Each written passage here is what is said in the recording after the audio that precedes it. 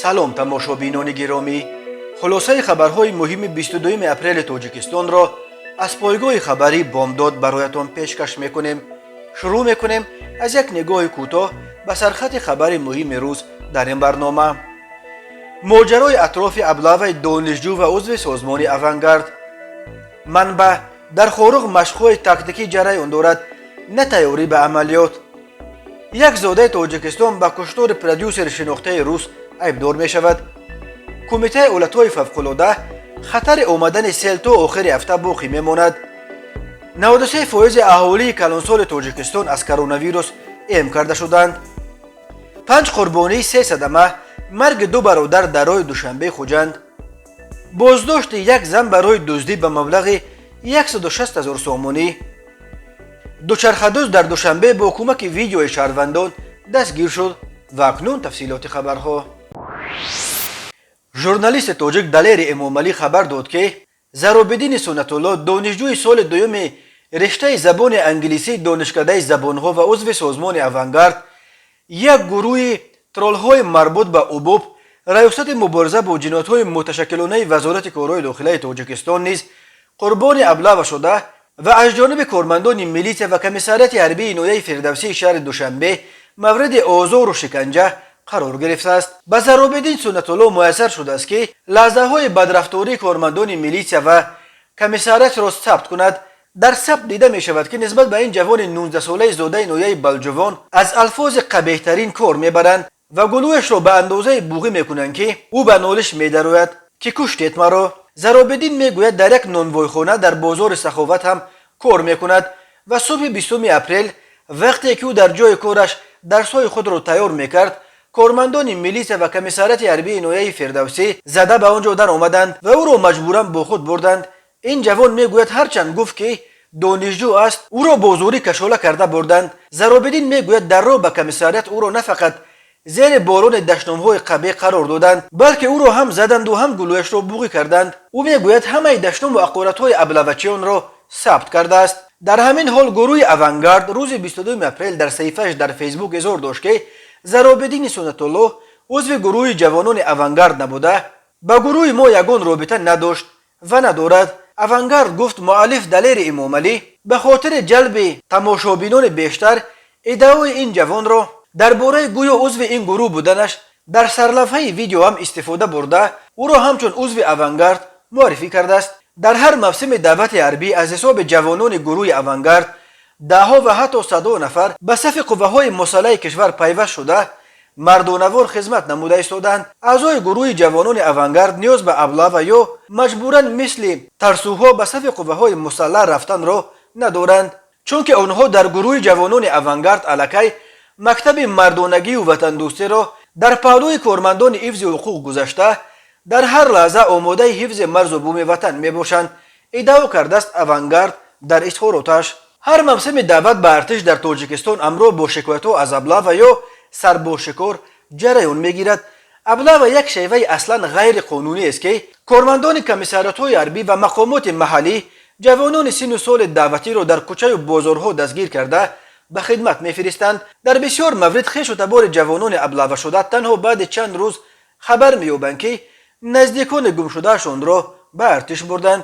фаъолони ҷомеаи шаҳрвандӣ аз роҳбарони Тоҷикистон чандин бор даъват карда буданд ки ба ин таҷрибаи аблава ки обрӯи давлатро мерезонад нуқта гузоранд. Алим Шерзамонов, як сиёсатмадори мухолифи зодаи вилояти Мухтори Кӯҳистони Бадахшон, рӯзи 22 апрел дар саҳифааш дар фейсбук видеоеро нашр кард ки дар он чӣ гуна дар кӯҳҳои атрофи Хоруғ ҳаракат кардани як гурӯҳи сарбозон сабт шудааст. ин видео сару садоҳоеро дар мавриди эҳтимоли омодагии мақомот ба амалиёти ҳарбӣ дар шаҳри Хоруғ, маркази маъмурии вилояти Мухтори Кӯҳистони Бадахшон ба вуҷуд овард. аммо як манбаъ дар сохторҳои қудратии Тоҷикистон ба пойгоҳи хабарии бомдод гуфт дар Хоруғ омодагӣ ба ягон нави амалиёти ҳарбӣ ҷараён надорад ва видеои нашр шуда аз машқҳои тактикии қисмҳои ҳарбии Вазорати мудофиа дар вилояти Мухтори Кӯҳистони Бадахшон мебошад. ба гуфтаи ин манбаъ, низомиёни тоҷик дар ҷараёни ин машқҳо дар Хоруғ ва атрофи он роҳу шеваҳои муқобила бо таҳдидҳои берунаро машқ мекунанд. ягон хел омодагӣ ба ягон хел амалиёти ҳарбӣ дар Хоруғ нест, تاکید کرد امصوبت بامداد وز در خورق ماه نوامبر سال 2021 در پی بعد بازداشتش کشته شدن گلبدین زیوبیکوف ساکن دهه 17 نویه روشقلب شد. ساکنان ولایت مختار کوهستان بدخشان با طلب به جوابگری کشیدن گناهکاران مرگ زیوبیکوف 4 روز در میدان مرکزی خورق تظاهرات کردند. در جریان این اعتراضها باز 2 ساکن بدخشان کشته و بیش از 17 تن دیگر زخمی شدند. از پایان ماه ینور به این طرف ساکنان خورق نگرانی آغاز عملیات حربی برای بازداشت محمد باقرов معروف به باقر، یکی از لیدرهای غیر رسمی ولایت مختار کوهستان بدخشان بوده، برای پیشگیری از بازداشت او حتی در راههای به سوی محله برخورق که باقر در همین محله در کوچه اجابوف به سر میبرد نوبداری شبانه روزی تشکیل کرده بودند. ولی هفته‌های آخر از خورق خبر میرسد که وضع خیلی آرام شده است و تشویش و تهلکه مردم از احتمال شروع عملیات حربی هم کمتر شده است. ریاست تفتیشات ولایت سوردلوفسک روسیه زاده تاجیکستان عالمجان اتنظرف 44 ساله را با اتهام دست داشتن در جنایت‌های سنگین از جمله کشتار و آدمربایی تحت جستجوی بین المللی قرار داده شده است. خدمات مطبوعات ریاست تفتیشات به نشریه روسیه کمرسانت گفته است اتنظرف بعد صادر کردن این جنایت‌ها یکاترینبورگ را ترک کرده است و حالا میتواند در ترکیه یا تاجیکستان پناه شده باشد.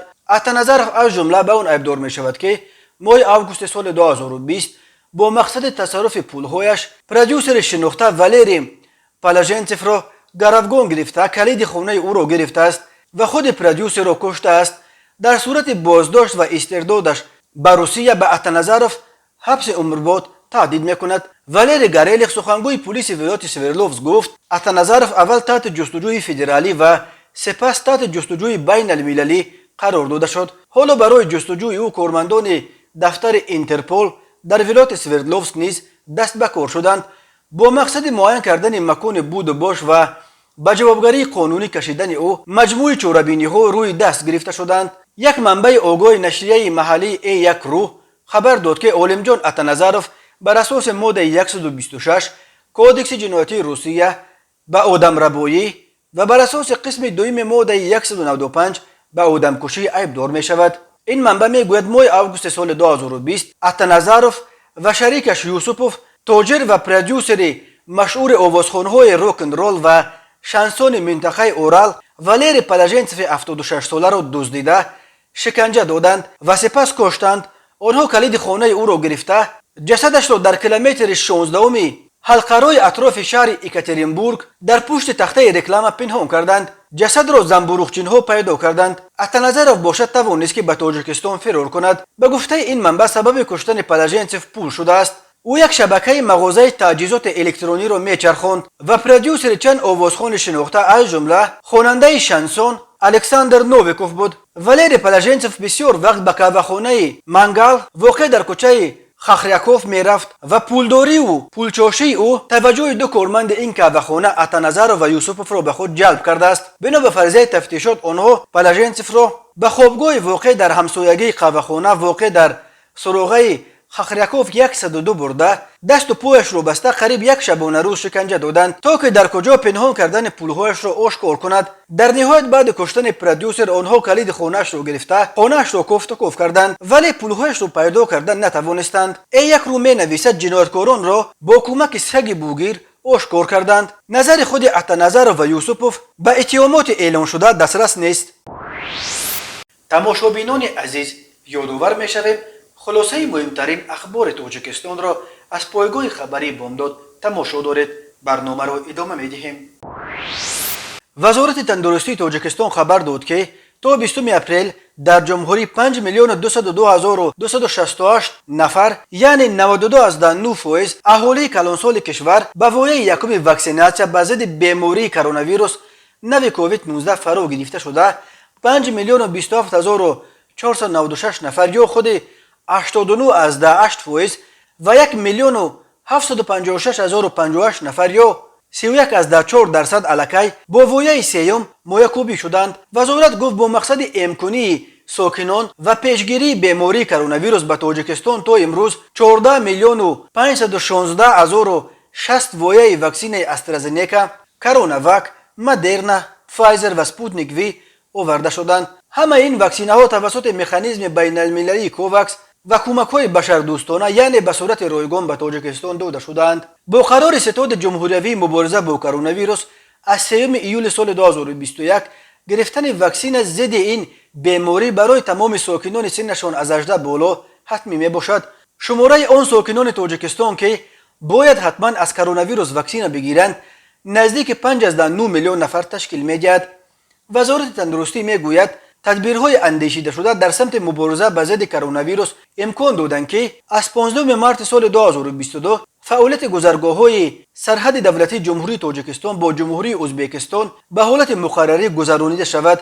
میان اهالی نیز استفاده نقاب‌های محافظتی بیکار کرده شده است. توی‌ها، جشن و مراسم ملی طبق قانونگذاری عمل کننده گذرانیده می شوند. وزارت تندرستی تاجیکستان از 15 فوریه سال 2022 به این طرف یعنی اینک بیش از 2 ماه باز یگان مورد نو گرفتاری شهروندان به کرونا ویروس را در جمهوری ثبت نکرده است. از اول پاندمی بنا به آمار رسمی در تاجیکستان 17388 مورد گرفتاری به کرونا ویروس آشکار گردیده، از این شمار 17264 نفر شفا یافتند ولی 124 نفر متاسفانه قربانی این بیماری قتل شدند. منتقدان شماره واقعی گرفتار شدگان و قربانیان کرونا ویروس را در تاجیکستان خیلی بیشتر از آمار رسمی وزارت تندرستی می شمارند. کمیته حالتهای فوق‌العاده تاجیکستان به دقت شهروندان و مهمانان کشور می رساند که طبق معلومات اگنتی هواشناسی در ناحیه‌های کوهستان و دامنه‌کوی جمهوری خطر آمدن سیل‌ها در محل‌ها تا آخر هفته باقی می‌ماند. در رابطه با این کمیته حالتهای فوق‌العاده به شرکت‌های سیاحی و شهروندان توصیه می‌دهد که در این روزها از رفتن به نزد آبانبارها، خطسیرهای سیاحی و سیر و گشت‌ها در کوه‌ها دست کشند. همچنین کمیته از اهالی دعوت می‌کند که در چنین روزهای بارانی و خطرآور از سفر از طریق راه‌های کوهی و عقبه‌ها، رفتن به جمع‌آوری گیاهای شفابخش، غنچینی هیزم، جمع‌آوری زنبوروغ، ماهی‌داری و شکار خودداری نمایند. کمیته همچنین به اهالی یادآور می‌شود که جویبارها، سیل‌راه‌ها را از هر گونه خس و خسروبه‌ها پاک کنند تا آب مجرای خود را دیگر نکند و وارد حوله نشود. از رانندگان هم تقاضا شده است که قاعده‌های حرکت در راه به خصوص سرعت و فاصله را قطعاً رعایت کنند و حد الامکان شبانه با ماشین به سفر نبرایند. در صورت پیش آمدن حالت‌های فوق‌العاده از همه خواسته می شود که به رقم 112 و یا به قسم نوبتداری کمیته حالت‌های فوق‌العاده زنگ زنند. یادآور می شویم کمیته حالت‌های فوق‌العاده اخیراً از هلاکت 2 ساکن در دره رومید و 1 ساکن ورزابقلعه بر اثر حادثه‌های ناخوش هنگام جمع‌آوری چکری خبر داد. 2 ساکن رومید در خیمه در بالای کوه بر اثر نفس کشیدن دود جان باختند. ساکن ورزابقلعه به 1 جری سر و زیر شده است. و حالا یک مرور کوتاه به اخبار کریمینالی و حادثه‌های ناخوش روز. وزارت کارهای داخلی تاجیکستان خبر داد که شب 20 اپریل و صبح 21 اپریل در 3 صدمه در راه‌های جمهوری 5 نفر جان باختند. بنا به اطلاع مرکز مطبوعات وزارت کارهای داخلی 20 اپریل سال 2022 تخمینا ساعت 21:30 راننده افت-ماشین بارکش تمغه دولان شمسیف ابیبالله سال تولدش 1989 ساکن ناحیه رودکی هنگام حرکت در شهرهای دوشنبه خوجند چناق در حدود ناحیه دیوشتیج به افت-ماشین تمغه اوپل استرا تحت اداره راننده قلدوشف مامور نورالیویچ سال تولدش 1963 ساکن ناحیه اسپیتامین برخورده است. در نتیجه مسافر افت-ماشین اوپل استرا ددبای و زورو سال تولدش 1963 ساکن ناحیه اسپیتامین جراحت وزن جسمانی برداشته در جای حادثه به هلاکت رسیده است.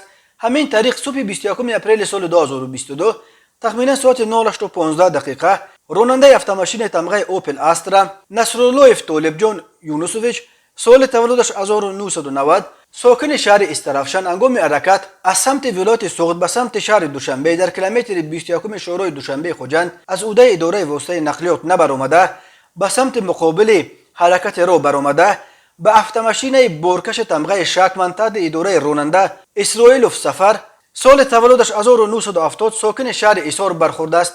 در نتیجه راننده افت-ماشین تمغه اوپل استرا نصرالله و مسافرش نصرالله تیمور سال تولدش 1988 ساکن شهر استرافشان جراحت وزن جسمانی برداشته در بیمارخانه به هلاکت رسیدند. همچنین صبح 21 اپریل سال 2022 تخمینا ساعت 08:00 راننده автомашин тамغه خوندای سالیاریس خلیلزاده ربانی بهرام سال تولدش 1992 ساکن شهر وحدت هنگام حرکت از سمت نویه فیض‌آباد به سمت شهر وحدت در شورای وحدت رشت لخش از عهده اداره واسطه نقلیات نبر اومده به سمت مقابل حرکت راه برآمد و به автомашин تمغه اوپل ویکتور تحت اداره کریموف کرامت الله سال تولدش 1991 ساکن شهر مذکور برخورده بعداً به автомашин تمغه تویوتا کامری تحت اداره راننده عارفوف بهادر سال تولدش 1991 ساکن شهر مذکور برخورده است. در نتیجه راننده автомашин تمغه اوپل ویکتور کریموف و مسافرش سعدالله‌زاده مصطفی سال تولدش 1973 ساکن دهه 15 جراحت وزن جسمانی برداشته در جای حادثه به هلاکت رسیده است. مسافر دیگر автомашин مذکور اسماعیل و مدینه سال تولدش 1998 و مسافر автомашин تمغه خوندای سالیاریس سعید افتویر سال تولدش 1973 ساکن شهر وحدت جراحت‌های گوناگون جسمانی برداشته در بیمارخانه بستری گردیدند. از روی این حادثه تحقیقات ادامه دارد. وزارت کارهای داخلی تاجیکستان از بازداشت یک زن 41 ساله ساکن ناحیه باباجان غفوروف با اتهام دزدی مال و ملک روزگار به مبلغ 160,000 سومانی از منزل یک ساکن این ناحیه خبر داد. به شعبه وزارت کارهای داخلی در ناحیه باباجان غفوروف با عریضه مرد 69 ساله ساکن ناحیه مذکور مراجعت نموده است که در دوام از ماه اکتبر سال 2021 تا ماه فوریه سال 2022 شخصان نامعلوم با روی پنهانی به خانه استقامتیش در آمده از آنجا مال و اشیاهای روزگار را دزدیده از جای حادثه غیب شدند. ضرر رسانیده شده 160,800 سومانی را تشکیل می‌دهد. وزارت کارهای داخلی گفت ضمن گذرانیدن چاره‌بینی‌های اپراتیوی جستجویی از جانب کارمندان میلیشیا زن 41 ساله ساکن ناحیه مذکور همچون گمانبر در صادر نمودن جنایت دزدی دستگیر کرده شده است. نسبت به این حالت تفتیشات ادامه دارد. چند پیش در اینترنت ویدیوی لحظه دوچرخه را دزدیدن یک جوان نشر شد.